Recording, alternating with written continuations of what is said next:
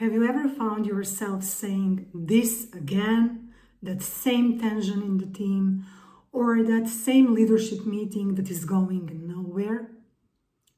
In such repeated situations, leadership logic is to say, let's fix this once and for all. But systemic leaders' logic is a bit different. Systemic leaders are asking, what if this that is happening is not a problem, but a pattern? And what if that pattern is the system's way of solving something else? In systemic work, we are less interested into isolated cases, but we are more curious about patterns. Patterns are repetitive dynamics that are shaping behavior, relationships, culture, and of course, our results. Systemic patterns are even more than just repetitive behavior. We can say that each pattern consists of three parts: symptom, function, and the source. Symptom is the way how pattern shows up on the surface. Examples for the symptom are conflict, delay, over-responsibility. Each pattern has its own function that it is performing for the system. Examples of function are protection, loyalty, balance, and then we are coming to the source, the place from where this pattern originates. Examples for source are some past event, some shift in leadership, some exclusion. Patterns are not mistakes. Systems are smart. So patterns are intelligent responses that system is generating in order to survive, to adapt, to maintain connection. Patterns are actually a way how living systems self-regulate. Some patterns support growth, like collaboration and innovation, and some patterns are actually blocking us, like blame cycles, resistance to change. Although we see those supporting patterns as those that are really helping our system to grow, we need to see also those blocking patterns as the patterns that are also supporting the system, but in another way, because with those blocking patterns, we are actually supporting the survival of the system. We are maintaining the order, or we are maintaining some loyalty to something that was unresolved. As leaders, we usually don't have issues with those patterns that are supporting growth, but we can have quite some issues with those patterns that are blocking us, patterns that are there to support the survival mode. And our job as leaders is not to fix them, but our job as leaders is really to see them fully, to understand why those patterns originated in the first place, and to see what is their function, what good they are doing to the system. And when we really see that, and when we respect that, then we are creating conditions that the system just outgrow those patterns. That means that the system will then have all possibilities that some new patterns emerge, and hopefully those new patterns will not anymore be patterns based on survival, but will be the patterns of growth, of clarity and alignment. Today's story is a story about the CEO of one smaller tech company. He founded that company and now he wants that company to grow. But the biggest obstacle to our growth is the CEO himself. And he was fully aware of that. He explained to me that, of course, he's reading the books and he's speaking with others and he knows how he should delegate the things, how he should not control everything, how he shouldn't micromanage his people. But, as he put it, he could not help himself. So all the advices, all the techniques, whatever he was trying, was working for a very short period of time, and then again he felt that urge of jumping into things and he was doing his final touches everywhere. Good was that he was aware that is blocking the growth of the company, and good was that he was asking for the ways how he can overcome that. For me, this was also a nice challenge, and I wanted to see what the systemic approach in combination with other techniques I'm using can do in such an example. So we started. I first wanted to know from these symptoms of overworking, controlling, micromanaging, when this started.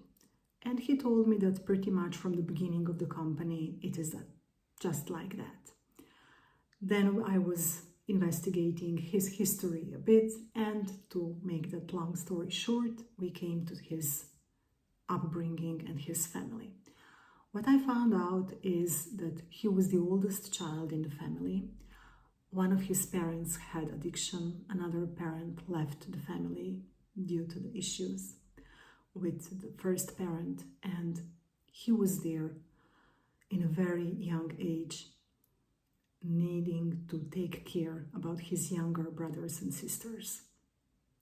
That was the source of that pattern that we were seeing later in his life, and we are seeing now in his professional life through all those symptoms.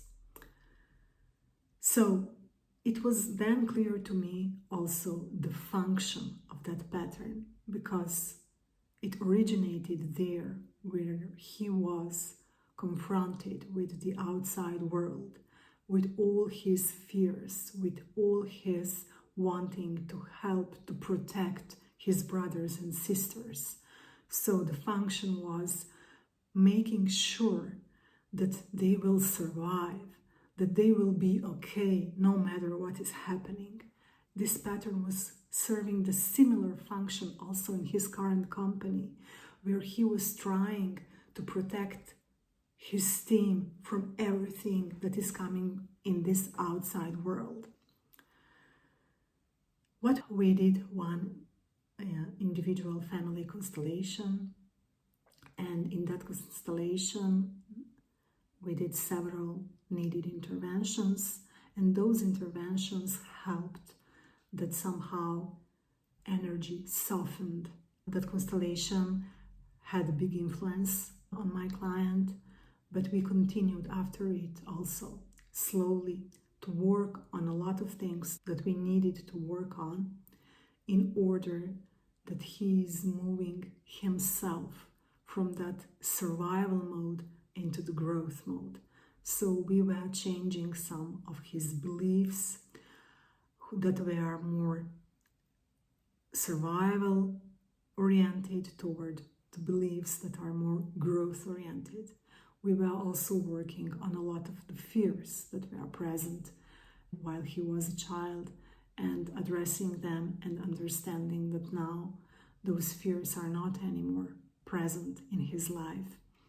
So slowly he was integrating things that we were working on, and by the end of our cooperation, that was 6 months cooperation, he was fully able to work in the company without over control and without micromanaging everyone and everything. So they were even starting to grow because now he wasn't a problem anymore. I chose this example because of the two reasons. First is because in this example, I was able to show you all three parts of the pattern. the symptoms, the function, and the source. And the second, maybe even the more important reason why I choose exactly this case is because I wanted to show you that, especially if you are the founder, the owner, the CEO, our family patterns can come with us and show up again in our professional situations. So in this example, it is also very visible, something that I'm repeating too often, that the true transformation of the business is possible, especially when the leaders are ready to first work on the true transformation of themselves. We as leaders love that idea of a clean fix. Find the leak, patch it, done. Yes, it's efficient, it's satisfying, but unfortunately, in the living systems, things are not going exactly that way. In the living systems, when we are having repeating problems, we need to understand that we cannot just fix it once for all, because repeating problems are actually not problems, but they are patterns. And we need to find out what is the purpose of that pattern, why that pattern is showing up in our system. And only when we find out why that pattern is showing up, and when we see it fully, when we recognize that function of that pattern, and when we acknowledge it, then we are making conditions that the system outgrow that pattern. So there is no quick fixing, because patterns are there for the reason, no matter if that reason is hidden, outdated, or painful.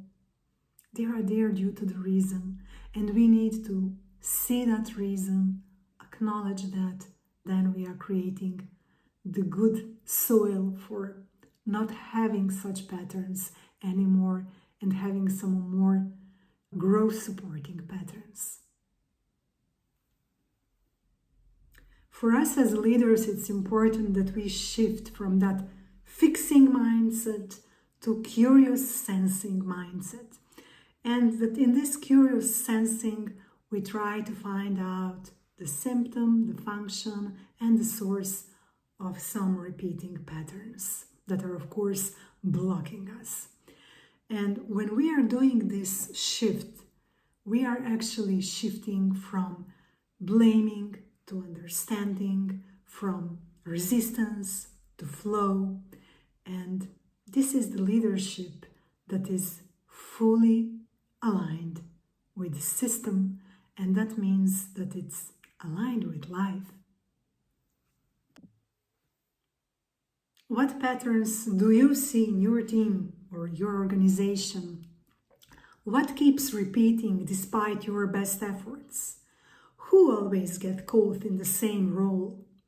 Where is the system trying to protect something by recreating always the same output? Remember that patterns are not mistakes.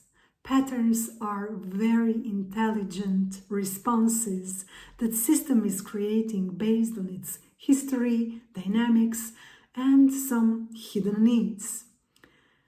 As a leader, you really have to stop asking, how do I fix this? But you need to start wondering, what is this pattern actually doing for the system? And when you as a leader are able to honor everything what was and everything what is, then the system can choose what might be.